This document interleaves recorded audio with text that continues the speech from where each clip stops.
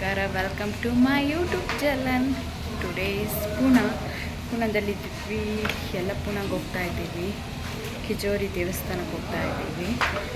ಸಿಗ್ತೇನೆ, ಬಾಯ್. 3 ಗಂಟೆಗೆಲ್ಲ ಟ್ರೈನ್ ಬಂತು. ಆನಂತರ 6 o'clock ಗಂಟ ರೆಸ್ಟ್ ಮಾಡಿ ಆನಂತರ ಬ್ರೇಕ್ಫಾಸ್ಟ್ ಮಾಡ್ತಿದ್ದೀವಿ. ಅವರೇ ಕೊಟ್ಟಿರ್ತಾರೆ ಹೋಟ್ಲಲ್ಲಿ ಬ್ರೇಕ್ಫಾಸ್ಟ್ ಇದು ಪ್ರೊವೈಡ್ ಮಾಡಿರ್ತಾರೆ. ಬೊಫೆ ಸಿಸ್ಟಮ್ ಇರುತ್ತೆ. ನಮ್ಗೆ ಏನ್ ಬೇಕು ಅದನ್ನ ಹಾಕೊಂಡು ತಿನ್ನೋದು. ಇಡ್ಲಿ, ಸಾಂಬಾರ್, ಚಟ್ನಿ, ಉಪ್ಪಿಟ್ಟು, ಬ್ರೆಡ್, ಜಾಮು, ಫ್ರೂಟ್ಸ್ ಎಲ್ಲ ಇತ್ತು.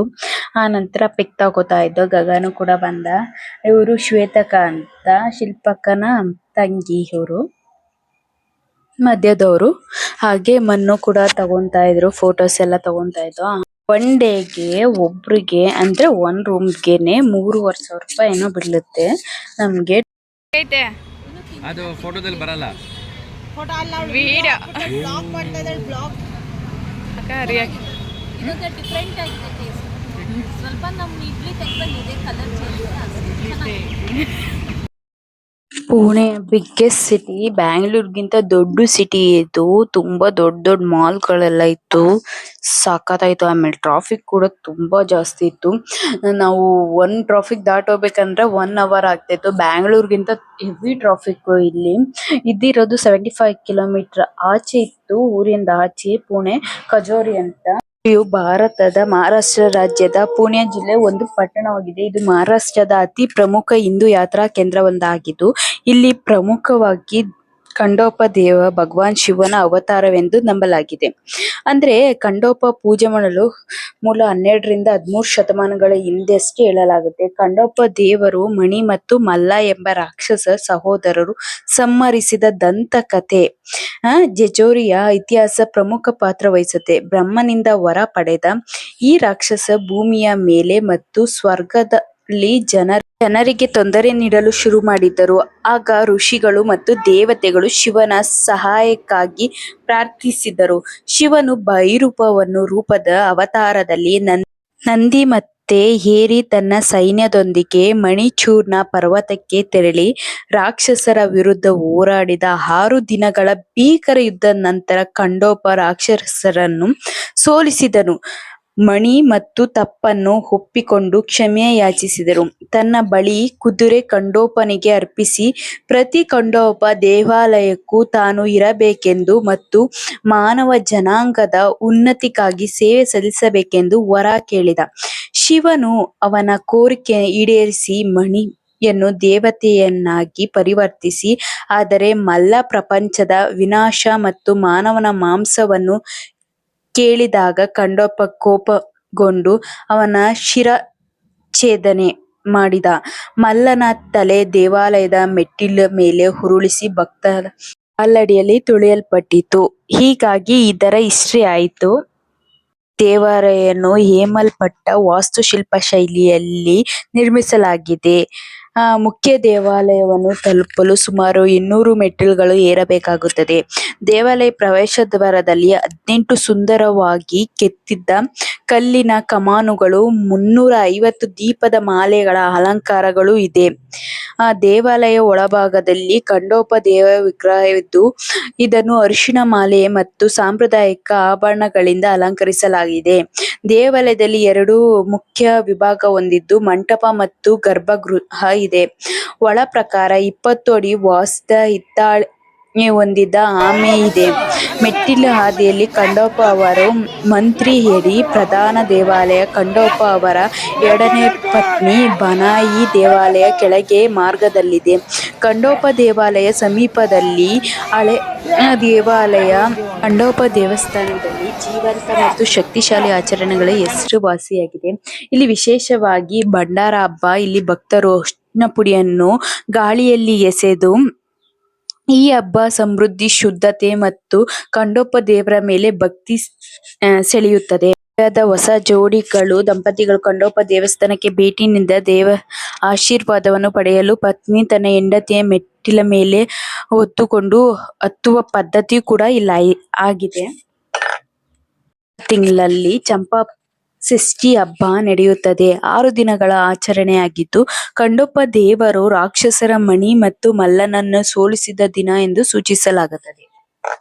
ಅಮಾವಾಸ್ಯೆಯ ಹೊಸ ಚಂದಿರ ದಿನದಂದು ಖಂಡೋಬ ದೇವರು ಪಲ್ಲಕ್ಕಿಯನ್ನು ಸಮೀಪ ನದಿಯ ಮೆರವಣಿಗೆ ತಂದು ಸಾಂಪ್ರದಾಯಿಕ ಸ್ನಾನ ಮಾಡಿಸಲಾಗುತ್ತದೆ. ನವರಾತ್ರಿ ಮತ್ತು ದಸರಾ ಹಬ್ಬ ದಿನಗಳಲ್ಲೂ ಸಹ ವಿಶೇಷ ಪ್ರಾರ್ಥನೆ ಮತ್ತು ಆಚರಣೆಗಳು ಸಹ ನಡೆಯುತ್ತದೆ. ಹೀಗೆ ಖಂಡೋಬ ದೇವರ ವಿಶೇಷ ಆರಾಧನೆಯಾಗಿರುತ್ತದೆ. ಪುಣೆಯ ಸುಮಾರು 50 ಕಿಲೋಮೀಟರ್ ದೂರದಲ್ಲಿರುವ ಚಿಚೋರಿ ಖಂಡೋಬ ದೇವಸ್ಥಾನ ಮಹಾರಾಷ್ಟ್ರದ ಪ್ರಮುಖ ಧಾರ್ಮಿಕ ಮತ್ತು ಐತಿಹಾಸಿಕ ಸ್ಥಳ ಒಂದಾಗಿದೆ. ಇಲ್ಲಿ ಶಿವನ ಅವತಾರ ಖಂಡೋಬ ದೇವರು ಪೂಜಿಸಲಾಗುತ್ತದೆ. ಮಣಿ ಮತ್ತು ಮಲ್ಲ ರಾಕ್ಷಸ ವಿರುದ್ಧ ಖಂಡೋಬ ದೇವರು ವಿಜಯ ಕಥೆ ಈ ಸ್ಥಳದಲ್ಲಿ ಪೌರಾಣಿಕ ಮಹತ್ವವಾಗಿದೆ. ಸುಂದರವಾದ ವಾಸ್ತುಶಿಲ್ಪ ಮತ್ತು ಮೆಟ್ಟಿಲುಗಳು, ದೀಪಮಾಲೆಗಳು ಮತ್ತು ಭಂಡಾರ ಹಬ್ಬದಂತ ವಿಶೇಷ ಆಚರಣೆಗಳು ಚಿಚೋರಿಯ ಪ್ರಪಂಚಾದ್ಯಂತ ಪ್ರಸಿದ್ಧಿ ಪಡೆದಿದೆ. ಇದು ಮರಾಠರ ಆಳ್ವಿಕೆಯ ಇತಿಹಾಸ ಮತ್ತು ಮಹಾರಾಷ್ಟ್ರದ ಸಾಂಸ್ಕೃತಿಕ ಪರಂಪರೆಯ ಆಧಾರವಾಗಿದೆ ಎಂದು ಚಿಚೋರಿಯ ಬಗ್ಗೆ ಹೇಳಲಾಗುತ್ತದೆ. ಖಂಡೋಬ ದೇವಾಲಯ ಆರಾಧನೆ 12ನೇ ಶತಮಾನದಿಂದ 13ನೇ ಶತಮಾನ ಆರಂಭವಾಗಿದೆ ಎಂದು ಹೇಳಲಾಗುತ್ತದೆ. ಮರಾಠರ ಆಳ್ವಿಕೆ ಸಮಯದಲ್ಲಿ ವಿಶೇಷವಾಗಿ 17ನೇ ಶತಮಾನದಲ್ಲಿ ಪ್ರಮುಖ ನವೀಕರಣಗಳನ್ನು ಹೊಸದಾಗಿ ಮಾಡಲಾಗುತ್ತೆ. ಪೇಶ್ವಾ ಬಾಜಿರಾವ್ ಒಂದನೇ ಸಹೋದರ ಚುಮಾಜಿ ಅಪ್ಪ ವಸಾಯಿ ಕದನದಲ್ಲಿ 1737 ಪೋರ್ಚುಗೀಸರನ್ನು ಸೋಲಿಸಿದ ನಂತರ 1737ರಿಂದ 1739 ಪೋರ್ಚುಗೀಸ್ ಚರ್ಚ್ ಬೆಲ್ಗಾರ್ ದೇವಾಲಯಕ್ಕೆ ಕಾಣಿಕೆಯಾಗಿ ನೀಡಿದರು. ಚಿಚೋರಿ ಮರಾಠರ ಆಡಳಿತಗಾರ ಶಿವಾಜಿ ಕಾಲದಲ್ಲಿ ಮಹತ್ವ ಹೊಂದಿದೆ. ಇದು ಮಹಾರಾಷ್ಟ್ರದ ಪ್ರಮುಖ ಗಿರಿಕೋಟೆ ಒಂದಾಗಿದೆ. 14ನೇ ಸೆಪ್ಟೆಂಬರ್ 1952 ತಾರಾಬಾಯಿ ಮತ್ತು ಬಾಲಾಜಿ ಬಾಜಿರಾವ್ ನಡುವೆ ಐತಿಹಾಸಿಕ ಒಪ್ಪಂದಕ್ಕೆ ಚಿಚೋರಿ ದೇವಾಲಯ ಸಾಕ್ಷಿಯಾಗಿದೆ ಎಂದು ಹೇಳಲಾಗುತ್ತದೆ. ಹಾಗೆ ಎಲ್ಲರೂ ಕೂಡ ಖುಷಿಯಿಂದ ಇಲ್ಲಿ ಬಂದ್ರೆ ದೇವಸ್ಥಾನಕ್ಕೆ ಅರ್ಶನ ಎಲ್ಲ ಹಚ್ಕೊಂಡು ತುಂಬಾ ಖುಷಿ ಅನ್ಸುತ್ತೆ. ಮನಸ್ಸಿಗೆ ಒಂಥರ ನೆಮ್ಮದಿ ಅನ್ಸುತ್ತೆ. ಹಾಗೆ ಇದು ಶಿಲ್ಪಕ್ಕ ಅವರ ಮನೆ ದೇವ್ರು ಕೂಡ ಆಗಿದೆ. ಸೊ ಅದಕ್ಕೋಸ್ಕರ ನಾವು ಅವರು ಕೂಡ ವರ್ಷ ಬರ್ತಾರೆ. ಸೊ ನಾವು ಒಂದ್ಸಲನೂ ನೋಡಿರ್ಲಿಲ್ಲ ಅಲ್ವಾ. ಸೊ ಅದಕ್ಕೋಸ್ಕರ ನಾವು ಕೂಡ ಒಂದ್ಸಲ ನೋಡೋಣ ಅನ್ಕೊಂಡು ಬಂದು. ತುಂಬಾ ಚೆನ್ನಾಗಿದೆ ಮಾತ್ರ ದೇವಸ್ಥಾನಕ್ಕೆ ತುಂಬಾ ರಶ್ ಇದೆ ಅಂದ್ರೆ ಹಾಗಾಗಿ ನಾವು ಕೂಡ ಹೋಗಿದ್ದು. ತುಂಬಾ ಚೆನ್ನಾಗೈತೆ. ಎಲ್ಲ ಅರ್ಶನ ಎಲ್ಲ ಹಚ್ಕೊಂಡು ನಾವ್ ಹೇಳಿದ ಅದು ಈಡೇರುತ್ತಂತೆ. ಇದಿದೆಯಲ್ಲ ಅಲ್ಲಿ ಫುಲ್ ಎಲ್ಲಾರು ಕೂಡ ಅರ್ಶನ ಹಚ್ಕೊಂಡು ಭೇದ ಭಾವ ಇಲ್ದೆ ಇದ್ ಮಾಡ್ತಾ ಇದ್ರು. ತುಂಬಾ ಚೆನ್ನಾಗಿತ್ತು. ಗಗನ್ ಕೂಡ ಅವ್ರ ಅಮ್ಮನ ಜೊತೆ ಆಡ್ತೀನಿ ಒಂದ್ ವಿಡಿಯೋ ತೆಗಿ ಮಮ್ಮಿ ಅಂತ ಹೇಳಿದ. ಸೊ ಅದಕ್ಕೆ ಮನು ಕೂಡ ಆಡ್ತೀನಿ ಅಂದ್ಲು. ಸೊ ಆಡಿ ಅಂತ ಅಂದ್ಬಿಟ್ಟು ಫೋನ್ ವಿಡಿಯೋ ಮಾಡ್ತಾ ಇದ್ವು. ಎಲ್ಲ ಖುಷಿಯಿಂದ ಆಡ್ತಾ ಇದ್ವು. ತುಂಬಾ ಚೆನ್ನಾಗಿತ್ತು. ಗಗನ್ಗಂತೂ ಈ ತರ ಎಲ್ಲ ಎಂಜಾಯ್ ಮಾಡೋದಂದ್ರೆ ಸಖತ್ ಇಷ್ಟ. ಅವಳಿಗೂ ನಮ್ಮ ಅಕ್ಕಂಗೂ ಅಷ್ಟೇನೆ ಎಂಜಾಯ್ ಮಾಡೋದಂದ್ರೆ ಇಷ್ಟ. ಅಲ್ಲಿ ಕಾಣ್ತಾ ಇದೆಯಲ್ಲ ಇದೇ ಚಿಚೋರಿ ದೇವಸ್ಥಾನ. ತುಂಬಾ ಚೆನ್ನಾಗಿದೆ ಮಾತ್ರ. ವೀಕ್ಷಕರಿಗೆಲ್ಲರಿಗೂ ನಮಸ್ಕಾರಗಳು. ನಾವಿವಾಗ ಪೂನಾದಲ್ಲಿರೋ ಖಂಡೋಬ ಸ್ವಾಮಿ ದೇವಾಲಯದಲ್ಲಿದ್ದೀವಿ. ಇದು ಪುರಾತನ ಕಾಲದ ಅಂದ್ರೆ ಶಿವಾಜಿ ಮಹಾರಾಜ ಇರೋ ಕಾಲದಿಂದಾಗಲೂ ಈ ದೇವಸ್ಥಾನ ಪ್ರತಿಷ್ಠಾಪನೆ ಆಗಿದೆ ಅಂತ ಇಲ್ಲಿ ಪ್ರಸಿದ್ಧವಾಗಿದೆ.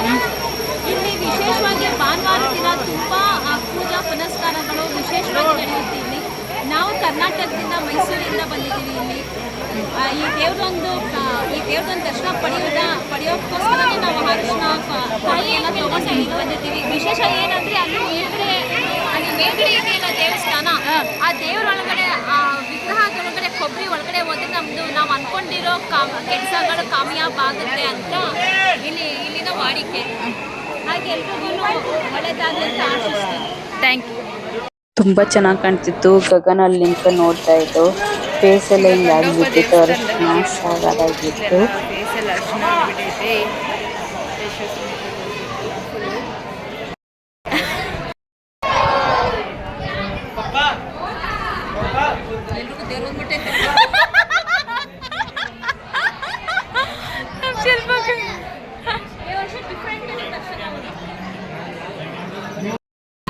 What is this?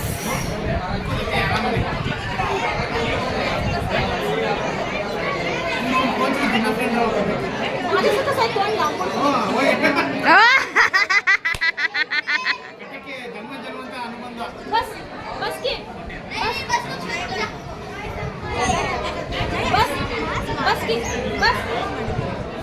ಅದು ನಿಂತ್ರ ಚಿಕ್ಕ ಮಗು ಕಣೋ. ಅದಕ್ಕೆ ಏನು ಗೊತ್ತಾಗುತ್ತೆ.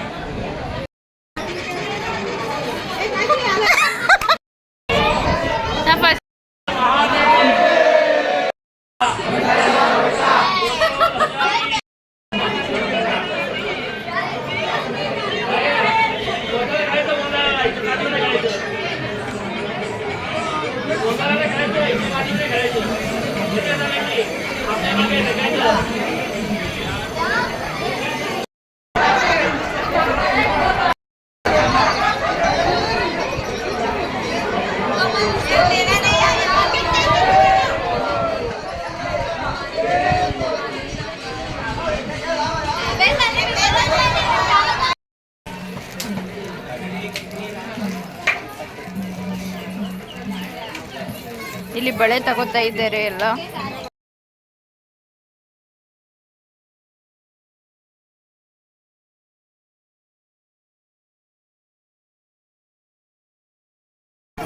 ಅವ್ರು ಬರ್ಲಿ ಎತ್ಕೊಂಡು.